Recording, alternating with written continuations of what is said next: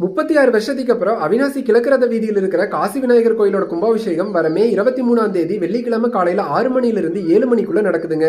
அவினாசி திருத்தேர் எப்போ உருவாச்சோ அப்பவே இந்த காசி விநாயகர் கோவிலும் உருவாயிருக்குதுங்க. இந்த காசி விநாயகர் கோயிலோட வரலாற அவினாசி பெரிய கோயில் சிவாச்சாரியாரான சிவகுமார் சிவாச்சாரியார் நமக்கு சொல்றாருங்க. இந்த அவினாசியப்பர் திருக்கோவிலானது சவுந்தரமா நதி எனும் நல்லாற்றன் கரையிலே அமைந்துள்ளது. ஆற்றங்கரையின் தென்பாகத்திலே அமைந்துள்ளது. அவினாசி எனும் நகரமானது ஆற்றங்கரையின் வடபாகத்தில் உள்ளது. இந்த அவினாசியப்பரின் திருத்தேரானது வலம் வர வேண்டி உள்ளதால் எந்த ஒரு ஆகம சாஸ்திரப்படி சிவாலயத்தை தான் திருத்தேர் வலம் வர வேண்டும். ஆற்றங்கரையின் ஓரத்தில் இருப்பதால் அங்கு திருத்தேர் ஓட வழி இல்லை. அதனால் நகரின் மத்தியிலே காசியிலிருந்து பானலிங்கம் கொண்டு வந்து அது அமைக்கப்பட்டு காசி விஸ்வநாதர் ஆலயம் என அமையப்பட்டது. அந்த ஆலயத்தை சுற்றி 4 ரத வீதிகள் அமையப்பட்டது.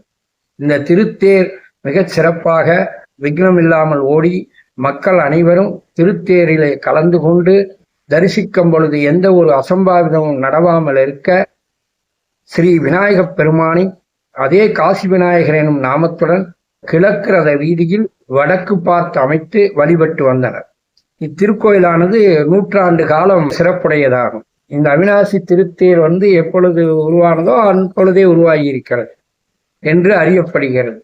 அதனால் இந்த தற்சமயம் இந்த பக்த பெருமக்கள் அனைவரும் அந்த அவினாசி ரதவீதியில் உள்ளவர்கள் மற்றவர்கள் அனைவரும் எந்த ஒரு காரியத்தை எடுத்து செய்யும் பொழுதும் காசி விநாயகப் பெருமானை வழிபட்டு செய்வது வழக்கம்.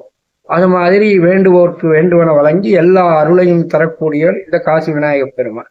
ஆலயமானது கடந்த 36 ஆண்டுகளுக்கு முன்பு கும்பாபிஷேகம் நடைபெற்றது.